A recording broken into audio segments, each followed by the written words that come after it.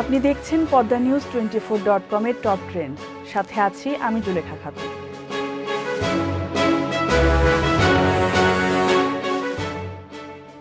25 বছর আগে 90 দশকের জনপ্রিয় চিত্রনায়ক সোহেল চৌধুরীকে গুলি করে হত্যা করা হয়। অবশেষে সেই মামলায় ব্যবসায়ী আজিজ মাহমুদ ভাই সহ 3 জনের যাবজ্জীবন কারাদণ্ড ও বাকি 6 আসামিকে বেকসুর খালাস দিয়েছেন আদালত।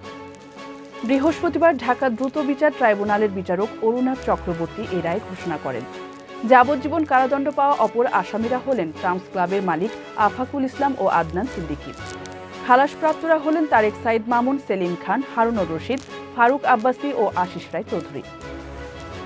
1998 সালের 17 ডিসেম্বর ঢাকার বনানীতে ট্রাম্পস ক্লাবের নিচে সোহেল চৌধুরীকে গুলি করে হত্যা করা হয়।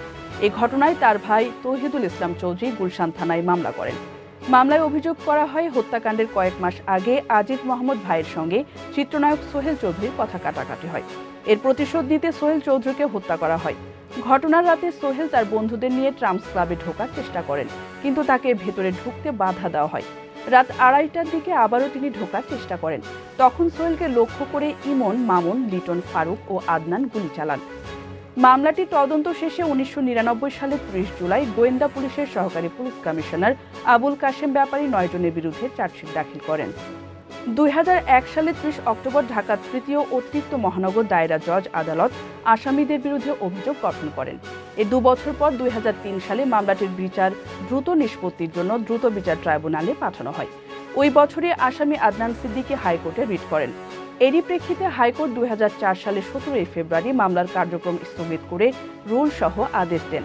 পরে বিচারপতি রুহুল কুদ্দুস ও বিচারপতি ভীষ্মদেব চক্রবর্তীর তৎকালীন ডিভিশন বেঞ্চ শুনানি শেষে 2015 সালের 5 আগস্ট রায় দেন। রায়ের রুলটি খারিজ করে দেওয়া হয় এবং হাইকোর্টের দেওয়া স্থগিত আদেশ প্রত্যাহার করা হয়।